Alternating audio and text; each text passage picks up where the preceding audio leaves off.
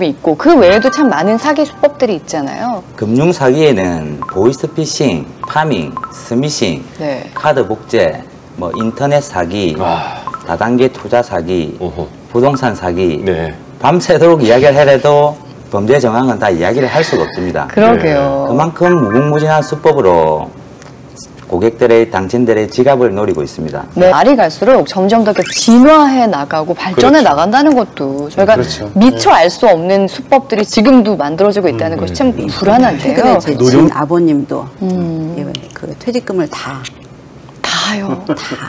아, 아이고. 이기동 소장님 어떻습니까? 가장 심한 어떤 금융사기의 유형이랄까요? 일단 한 해에 작게는 10,000명, 많게는 17만 명이나 되는 엄청난 피해자들이 2,500억이라는 넘는 엄청난 피해금을 사기를 당하고 있습니다. 보이스피싱은 도대체 어떻게 이루어지고 있을까? 제작진은 한때 보이스피싱 조직의 핵심 인물이었던 이기동 소장을 만나 자세한 얘기를 들어보기도 했다. 그는 보이스피싱 범죄로 징역형을 살고 난 후 지난날의 과오를 반성하고 금융 사기 범죄 예방을 위해 몸소 뛰어다니며 새로운 인생을 살고 있는 인물이다.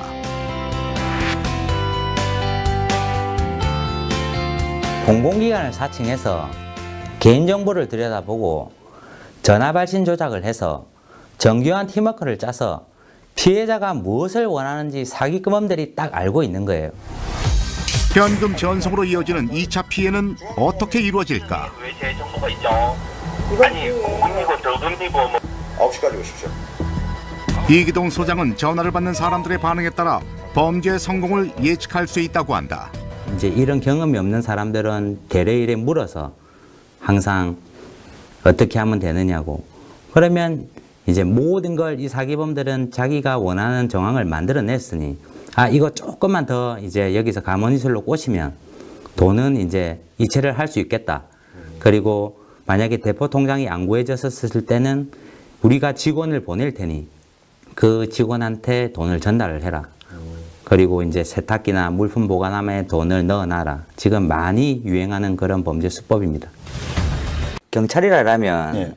당황하게 만들 수 있는 정황이 있으니까 네. 아무 상관도 없는 사람들한테 뭐 통장이 범죄에 연루되었니, 개인정보가 유출되었니 이렇게 했었을 때 상대방을 당황하게 만들어 버리니까 이제 상대편에서 무엇을 원하는지 도움을 주려고 이제 부탁 같은 것을 하기 위해서 이런 정황을 많이 만드는 것 같습니다. 네. 이런 경우를 당하는 사람들은 이제 평소에 음란 채팅을 많이 하거나 이제 또 음란 대화를 많이 하거나 야동을 많이 하거나 이런 사람들이 많이 당하는 거예요. 아무도 모를 줄 알고 했다가 그런 거죠. 해커들이 이제 이런 개인정보를 이제 해킹을 해서 어떤 사람이 그렇게 많이 하는지를 추출할 수가 있어요. 그렇죠. 무엇을 원하는지, 무엇을 사람들이 원하는지 이것을 범죄자들이 알고 있기 때문에 뭐 기자님께서 이런 전화가 왔으면 어떻게 대처할지 모르겠지만 평소에 이제 이런 음란적으로 이런 쪽에 통화를 많이 하거나 이런 것을 즐기는 사람들한테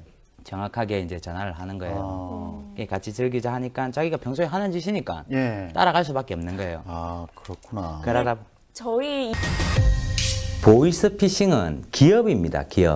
기업은 정상적인 전화기로 전화를 걸어서 정상적인 통장에 돈을 입금을 받지만 사기범들은 대포폰으로 전화를 걸고 대포통장으로 돈을 입금을 받기 때문에 항상 기업하고 똑같이 움직이는 거죠.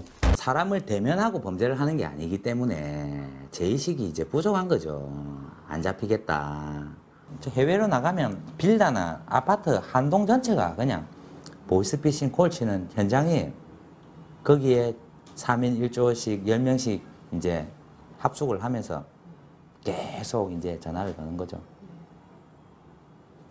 엄청나게 많습니다. 헤아릴 수가 없습니다. 범죄 수법은 한 개도 안 중요합니다. 왜? 자고 일어나면 바뀌어 있기 때문에. 오늘 국세청이라 했다가 내일 검찰청이 됐다가 내일 자네가 납치됐다 했다가 소 읽고 외양간 고치기 식으로는 절대 사기범들 머리를 따라갈 수가 없습니다. 왜? 사기범들이 먼저 첫수를 뜨기 때문에. 방어를 하기 위해서 먼저 국가에서 후수를 뜹니다. 그럼 첫수를 뜨는 사람이 항상 유리하기 때문에 그것을 앞질러 가지 않으면 절대 예방이 안 됩니다. 똑같습니다. 기업은 정상적인 전화로 정상적인 통장에 돈을 입금을 받지만 사기범들은 대포폰, 대포통장으로 전화를 걸고 돈을 입금하기 때문에 항상 마케팅이 이제 바뀌는 거죠, 이제. 그러다 보면 공공기관에서 사칭하는 거, 기업이 따라하는 거 그대로 똑같이 따라를 해버리니까 계속 진흥화될 수밖에 없는 거죠, 이제. 제도가 시행이 되고 있기 때문에 30분 동안 출금, 이체를 할 수가 없습니다. 그럼 30분 시간을 벌기 위해서 계속 이제 통화를 해주고 시간을 벌려놓기 때문에 피해자들은 믿고 기다릴 수밖에 없는 거죠. 그렇죠. 돈을 인출을 하기 위해서 무엇이 필요한지를 연구를 하기 때문에 또 진행화될 수밖에 없는 거죠. 30분 안에 금융감독원이라든지 경찰청에 빨리 연락을 해서 지급 정지를 걸어놓은 다음에 방법을 받는 것이 현명한 방법입니다. 뭐 통장이 없다면 절대 국세청이다, 검찰청이다, 뭐 자녀가 납치되었다, 서미싱, 파밍 이런 전화 안 옵니다. 왜? 인출할 준비가 안 돼 있기 때문에. 그게 다 금융범죄 쓰는 거예요, 그냥. 그래, 솔직히 입장을 바꿔놓고 한번 생각해 보세요. 진짜 자기가 10만 원 줄 용기가 있고 진짜 저게 정확하다 그러면 자기 주위에 아는 지인들이 얼마나 많을 거면 가족들을 통장 받아와도 돼요. 진짜 구리고 잘못되는 일이니까는 아무 상관도 없는 통장을 매입을 하는 거예요. 외에는 다 마그네틱 카드를 쓰기 때문에 비밀번호가 빠져나오는 순간에 이제 자고 일어났을 때 돈이 사라지는 순간이 다가오는 겁니다. 경찰에 문자 서비스에 돈이 들어왔다고 해서 믿어버리지 마시고 잔액과 입금한 금액이 일치가 하는 건지 그것을 꼭 확인하셔야 됩니다. 이런 것은 위변조가 너무나 많기 때문에 항상 이제 예방이 중요한 거죠. 자기 통장에서 돈이 빠져나가는 것을 고객들이 모르고 있기 때문에 피해가 일어났는지도 모르고 이렇게 사기를 많이 당했습니다. 하지만 이것은 이제 사전에 승인 여부를 물어보기 때문에 보이스피싱이라든지 파밍이라든지 스미싱 그리고 카드 복제 모든 금융범죄를 막을 수 있는 계획적인 범죄에 사용돼가는 도구입니다. 그렇기 때문에 항상 범죄자들한테 중요한 준비물이라 생각하면 되죠. 속을 수밖에 없었습니다. 두 가지 유형입니다. 당황한 정황을 만들어서 협박을 하거나 아니면 가문이슬로 유혹을 하거나 요즘에는 사기를 당하고도 바로바로 인지를 못하는 대출을 빙자한 사기 이런 범죄가 많이 기승을 부리고 있습니다. 진짜 1,000만 원 승인할 겁니까? 출금할 겁니까? 카드든 인터넷 뱅킹이든 사전에 본인한테 문자를 띄어서 승인 여부를 물어본 다음에 맞다 그러면 이제 승인해줘야 되는 게 맞다고 생각합니다.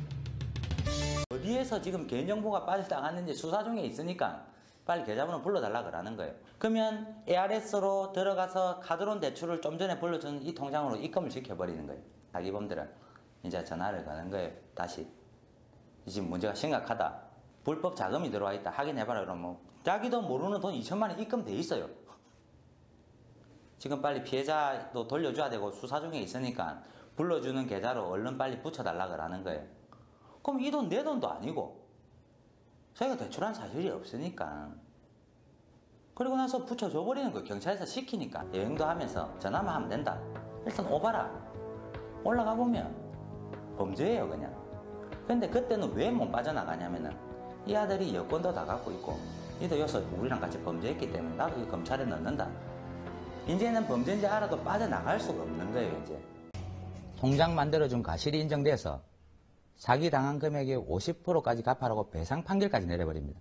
무슨 돈인지 모르고 찾은 사람도 사기 방지죄로 처벌을 받게 되니까 통장 만들어준 가실이 인정돼서 사기당한 금액의 50%까지 갚아라고 배상 판결까지 내려버립니다. 무슨 돈인지 모르고 찾은 사람도 사기 방지죄로 처벌을 받게 되니까 좋아서 이리저리 피해간 이런 예방 방법이 아니라 모든 금융범죄의 인출 도구로 사용되는 대포통장 모든 금융범죄의 착발신으로 사용되는 대포폰 이것이 사라져야 됩니다. 누군가의 인생을 송두리째 무너뜨릴 수도 있는 추악한 범죄 보이스피싱. 100% 범죄자들한테 가는 겁니다. 진짜 범죄자들 하면 이거 쓸 이유가 없죠. 30만 원 주고 구입을 했는데 본인이 정지를 걸어버리면 무용지물이 돼버리니까. 오늘 만나볼 책은 보이스피싱과 대포통장의 정체입니다.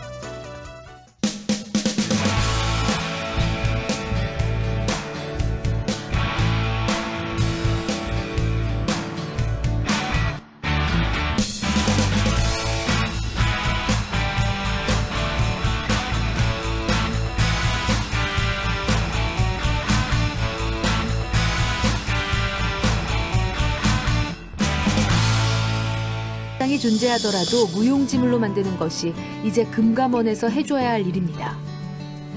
은행 직원들이 교통정리를 잘 해줘야 합니다. 중고등학생 또는 노숙자들이 은행에 통장을 개설하러 왔을 때 은행 직원은 통장 개설자에게 통장 개설 용도를 확실하게 따져주고 사업자 등록증이라든지 재직증명서가 확실한 사람들에 한해서는 일일 한도를 정상적인 사람들과 같이 600만 원으로 맞춰주되 그것이 증명이 안 되는 사람들은 무조건 일일 출금 한도를 100만 원으로 낮춰야 합니다. 일일 100만 원 현금 출금에 체크카드 기능, 텔레뱅킹, 인터넷뱅킹, 카드 이체가 되기 때문에 불편한 점이 없을 겁니다.